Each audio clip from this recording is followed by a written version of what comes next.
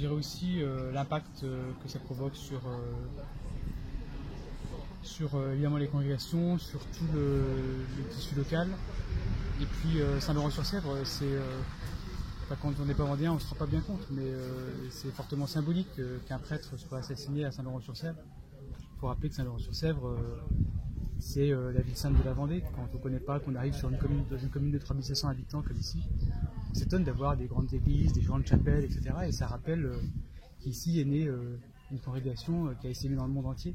Donc forcément, la place du spirituel est particulièrement forte ici à Saint-Laurent-sur-Sèvre, dans un département rural comme la Vendée. Et donc forcément, l'assassinat d'un prêtre à Saint-Laurent, ça a aussi une résonance qu'elle n'aurait pas eu ailleurs. Vous êtes présent à quel titre ce soir? Je représente Alain Leboeuf, président du département. Et au niveau religieux, peut-être aussi, non? Évidemment, moi, j'ai jamais caché ma foi, donc forcément, j'ai fait aussi des liens avec le père Olivier Maire. Donc forcément, moi, en tant qu'individu, je suis aussi un peu sous le choc.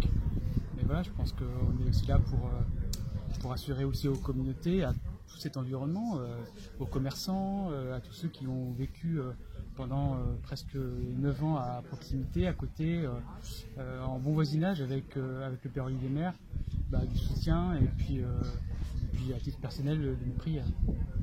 Vous le connaissiez, est-ce que vous pourriez rentrer sans rentrer trop dans les détails, mais rentrer un peu plus dans les détails sur qui était le père Olivier et quels étaient vos rapports?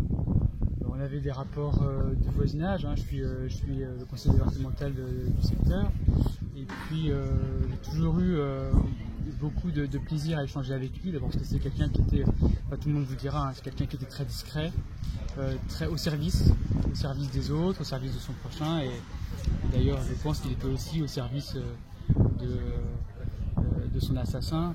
Il s'est donné vraiment aux autres, et c'était le sens aussi de sa vocation religieuse. Moi, ce qui me frappait aussi chez lui, au-delà de sa bonté, de son sourire, c'est aussi sa grande connaissance des écritures, de la spiritualité du Père Montfort. C'était un érudit à sa manière, il a donné beaucoup de conférences, et en même temps une extrême modestie, humilité. Et je pense que tout le monde retiendra ça. Et puis pour ceux qui étaient hier soir au concert d'or qu'il a donné ici, dans cette basilique, voilà, c'était le dernier souvenir qu'il a donné à beaucoup de Saint-Laurentais et beaucoup de personnes qui sont venues l'écouter hier soir. Okay.